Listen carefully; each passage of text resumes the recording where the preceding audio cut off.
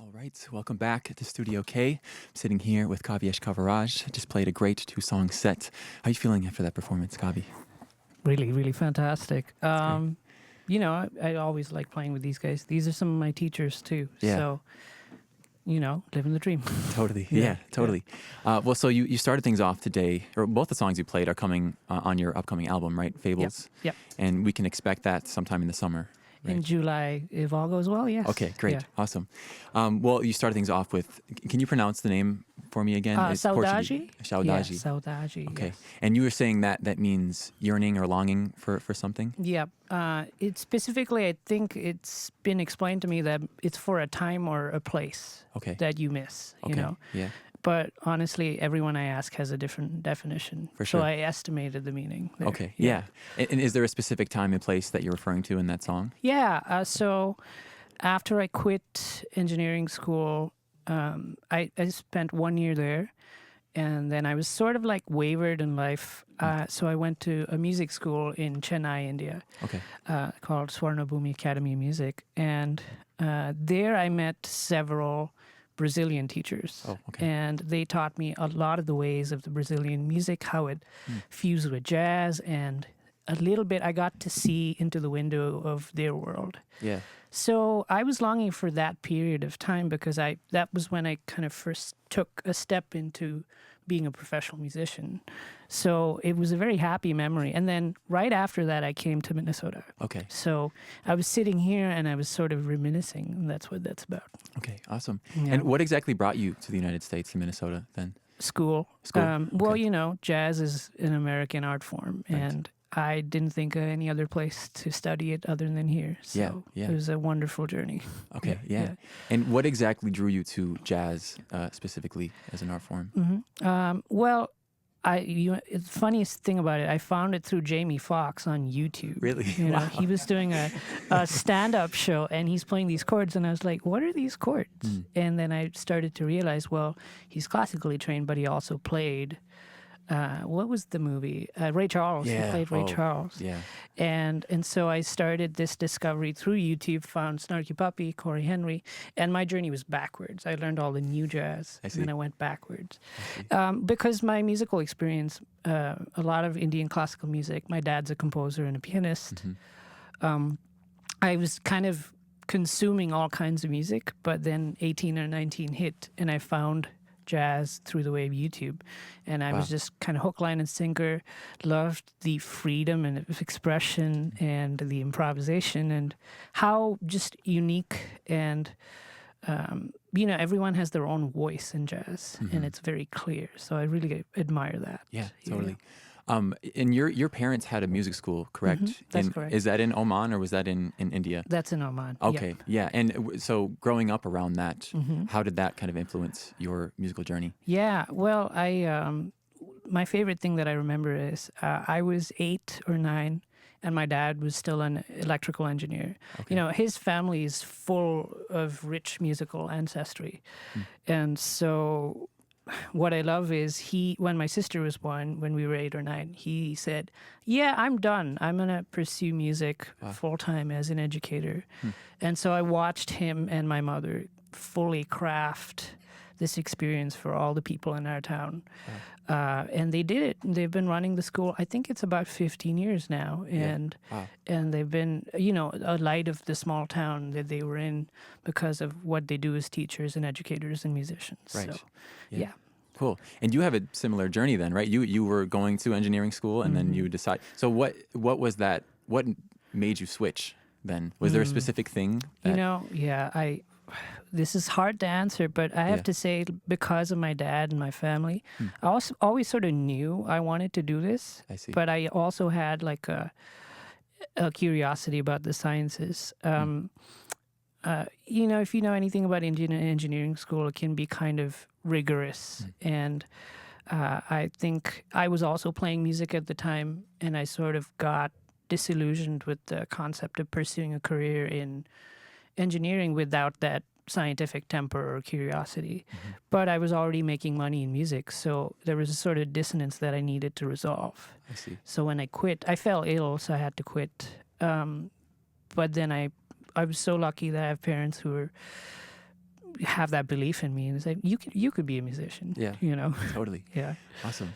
Well, so back to your set list today. Yeah. The second song you played was "Smoke of the Midnight Lamp," and that's something that you wrote when you were in the United States, right? Correct. Yes. And can you you gave a backstory for it during your Yeah. performance, but can you again, just for those who weren't tuning Sure. in then? Yeah. Maybe I'll give you the longer spiel Yeah, this totally, time. totally. Yeah. I graduated. Well, funny story. I came to Minnesota to attend a school that shall not now be named because it imploded. It's no longer. No longer here. But I was one semester away, so I had to spend some time in Chicago finishing up school. Mm-hmm. My entire time in Chicago was super lovely, but I was just trying to get out of school. I was just taking I took 40 credits over like 3 semesters, including summer. And so I was just trying to get out of there, but I loved being there, but I was super broke, you know? Yeah. And I remember Kevin was the first guy to call me back and say, "You want to play a gig after you're done?" Wow. So the day after I graduated college, I took a train back and came here, and I had negative $20 in my bank account. And you know, it was the winter where we had like a bunch of polar vortices. Vortices, yeah. It was tough to find work because it was January, February, March. That's usually when Minnesota turns into a tundra. Right. Nobody wants to go out and see shows. Yeah. And I was still figuring out what kind of careers exist in education. So I was still figuring out my footing. So I felt really kind of lost, combined with the seasonal depression of the time. I was really very lost, and I realized I have really good roommates who let me practice through the night. And so I would do that. That was the only thing that kept me kind of sane and alive during that period of time. So what I now realize is that those hours that I spent really shaped how I feel, my identity as a musician and my identity as a person. Yeah. So, yeah. Wow. And so your upcoming record, Fables, can you talk a bit about the name Fables and where that comes from? Yeah. I was sort of like writing this music, and I realized everything has a little theme. And what I realized is I've always been a sucker for storytelling, you know, and I attribute it to my mom kind of just feeding me storybooks, all kinds of storybooks, you know. Like I remember I had like a Sri Lankan Buddhist storybook. It was like 105 tales, and then I had like a Russian storybook and all kinds of storybooks. So when I started writing the music, I realized, okay, I think all of this is akin to a storybook. All of these are fables, if you will. There's allegory, there's imagery, but the music tells the story more than what I have to say. So it's kind of a musical storybook for the ages, for my ages, because it's all stories from my life, you know, about being an immigrant, about being a teacher, you know. I tried to write a love song, but it turned out it was an 11/8, and then it's still on the record. So That's great. That's great. Wow. I had a question. Yeah. Shoot, I forgot it. All right. Well, we can move forward. So your sound is very dynamic and unique. Thank you. Yeah, totally. Yeah. How would you self-describe your music to someone who has not heard it before? This is a difficult question because I've asked this question to some of my like music business teachers. I came up with this term of if you like modern jazz with a touch of everything that I love, then you might understand what it's like. Totally. But that's a difficult thing because I love Indian music. I love Arabic music, Brazilian music. I've been studying a lot of kind of like classical music now that finds its way in here. Yeah. Classical Indian music, dance music, you know, all kinds of things find its way. So it's a modern jazz outfit with just a tinge of everything else. Yeah, totally. And can you talk about how you went about assembling this quintet to play this kind of music? Well, this album's been like 7 or 8 years in the making. Yeah. And that Saudade is actually the first song that I wrote when I came to the U.S. Okay. And it wasn't complete then, but it's complete now. But these are some of my teachers. These are the people that I took lessons from, and they hired me to be in their bands. And when it came time that people asked me to put something together, they were the first people that I thought of. And so it's a way for me to like manifest all my stories too, because they were there for all the things that I'm talking about. Yeah. You know, Yeah. and I learned all the things music in life from being in their bands. So Yeah. Totally. you know, yeah. I have a question for maybe one of the band members, if one of you are open to talking. Yeah. I'm just curious what it's like to have your student as a band leader in a group. I don't know if Kevin, you might want to talk on that. Kavi was a leader when we met him. Sometimes when you're a student, that doesn't. You're still a leader. You're still learning extra things Right. to be a bigger leader. Right. I'm going to tell a quick story. It's funny. We got time? Yeah, we got time. So I'm teaching at this school we will not name, and I'm in my class. Jeff Bailey is like 3 classes away to my left. He comes in my class while I'm teaching, and he looks at me. I've known Jeff for 30 years. I'm like, oh, God, what? And he said, Kevin, I'm sorry to interrupt your class. You have to meet somebody. You have to see this. So I look at my students. I said, I'll be right back. Went down the hallway. This Indian kid on the piano was just innocent. I start hearing him play. I'm like, Reggie? I look at Jeff like, what? So there's a song that I wrote that everybody wants to learn to this day. I wrote this song in probably 2001 called Sudden Moves. And students at Walker West want to learn it. Everybody wants to learn it. And it's a tester because my own song beat me up on the drums. I wrote it off the piano, and I remember the first time I put it on the drums, I couldn't play it. So I always give this song to rookies, so-called rookies, because it lets me know how fast their ear is, how fast their rhythm concept is. There's excellent, top-notch musicians that even messed this song up. He played it right away. Of course. I looked at Jeff. Hire that man. That's great. We got a new piano player. Somebody asked me about Kavi about last year. I'm not going to put any names out there. All I'm going to say, somebody asked me, what do you think about Kavi? And there's a very, very, very, very, very, I'm going to put it this way, very, very famous piano player that's out right now who was just in town maybe a month and a half ago. I'm not going to say any names. I think he's better. Wow. We have a gym. I may be young. I mean, I'm 48. That's still a young age, but I've seen a lot. I've seen the best. I've seen the champions. I've seen the best. He's right there. Everybody knows that I don't lie. And if I don't like it, I just won't say nothing. What makes Kavi so special, not only is he a great artist and musician, y'all hear me, y'all hear what I'm talking about, his soul, his being, his chi is what is the most important to me. Sometimes I watch Kavi, me and him, we be gone. We'd be in a whole nother galaxy. I'm like, oh, I got to land. He takes it further than I do. I'm like, Kavi, come back. Come back. We got to end the song. And so that's what I love. That's what I look in musicians, artists, or whatever they do. Are you giving me the Holy Ghost? I know. I believe is if you don't know. No, I know. It's what's wrong with our society right now. The divineness is being taken out of the music.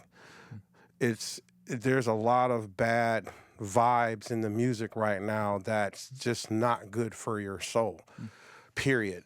It's always been that way, but in the past, it was, I would say, you had more of a diverse style of music going around, whereas they pushing this trash. And I'm not saying it because I'm old. It's just not good for your brain. It's not good for your soul, period. And he has that. That's important. That's the kind of musicians I grew up around, coming from Detroit. being around AACM, being around my family, who was also musicians, and the musicians away from my parents. We talked about that. There are some of these elders who are like legendary. They say, just play water. That's it. That's a song. Play water. That could be anything. That could be a drip. That could be the faucet out there. They just said water. That's a river, of course. That's rain, stream, water. And that's what you play. What's the first thing? You know, I had to shave today, so the faucet. You know. Anyway, I mean, but Kavi is that dude. That's just the bottom line. Yeah. And to your question, he's a great leader. We're supposed to pass the torch. That's another thing I don't like. I feel like a lot of people are not passing the torch. And the way I grew up, them brothers in Detroit passed the torch. Marcus Belgrave passed the torch. Tani Tabal, Roy Brooks, even Max Roach. He's not from Detroit, though. He's one of my teachers. They passed the torch. That's what you're supposed to do. And so we're going to help him. And what's funny is we help him through life. It's bigger than music. It's bigger. It's life. Yeah. This is life. He's going to get better and better and better. Just imagine if John Coltrane lived. Imagine Jimi Hendrix. That's the level I'm talking about.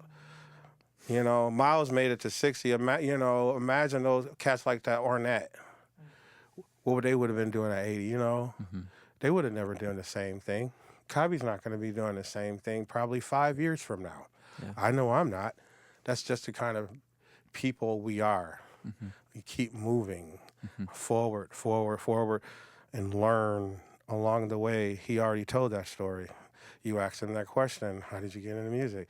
What is fables? He told you. That is it. Right. He already explained it. Yeah, totally. What a testimony. What a testimony. I just have a couple more questions for you, Kavi. I can't possibly live up to any of that, by the way. Yeah. What a moment. That's great. Just a couple more fun questions for you. I know this is very hard, but I would love to hear your big three when it comes to jazz pianists. In terms of influence on you, on your playing. Oh, man. I've described this as seasonal because I have seasons where I kind of heavily ingest all these piano players that I love. Right now, I'm listening a lot of McCoy Tyner and Kenny Kirkland. A lot of them. Yeah. The way they write music and the way they just explode at the piano. To add a third to that list, let's say I'm listening to Errol Garner a lot. Oh, okay. Yeah. Great. That's the season I'm in. Yeah. Awesome. That's a great season to be in. Yeah. Cool. Okay, one more question for you. Just a couple more, actually. Sure. I want you to talk about any shows you have coming up of course, to the public. Yeah. We're playing the main stage at the Jazz Fest June 22. And that's a Saturday at 2 p.m. Awesome. It's a big honor for me because, I've played the main stage with a lot of different people, Kevin included. But it's the first time my name's on the marquee, and it's really, really special. You'll have to look out for the release show that's coming in July. We haven't announced that yet. Cool. And we're putting out a single sometime this month. Smoke of the Midnight Lamp, which you just heard today, as a way to kind of announce and tell people about this album. Yeah. Awesome. Okay, very last question for you. It's one that I ask all the bands that come in. I would like you to build a dream bill for yourself. You will play on it, your quintet will play on it, and you get 3 other bands or artists or whatever to play with you on this bill. Oh my gosh, yeah. Eli, I've done this here with you, and the last time you asked this question, I just put myself in their shoes and said I could never answer that question, but I have to try now, so I'll try. So are you asking that I could build my own band and put 3 bands forward, or exactly? Yeah. So I'm saying that the band that played here today will be on this bill. Yep. You get 3 other bands and throughout history who will join you for this bill. Yeah. John Coltrane Quartet. Okay. Yeah. McCoy Tyner, Jimmy Garrison, Elvin Jones. The 4 of them. Let's see. this is a big ask, but Duke Ellington's big Oh band. wow! Yeah, Yeah, nice. I'd love to have them play before me. Yeah. Who else? Maybe I could name someone living. That's a hard question, man. Herbie Hancock. Yeah. Very nice. Yeah, Very nice. definitely. Fusion Herbie Hancock or more straight ahead Herbie Hancock? I'd love to get him now, which is a timeless version of True. Herbie. True. He's living his best life, Yeah. traversing all of his eras. Yeah, Totally. Okay, So, yeah. great. Legacy Herbie Hancock then. Yeah. Cool. Yeah. All right, well, thank you so much, Kavi, for coming in Thank today. you. It's such a pleasure. Eli, shout out to you. Yeah. Congratulations. Thank you so much. Yeah. It's been a pleasure. It's been a great run. Of course. Yeah. Man. Thank you. Thanks for having us. Of course. Yeah. All right, so we're going to kick it back to the booth for some more local music until 5 p.m. Please stick around for it. This is Radio K, Real College Radio.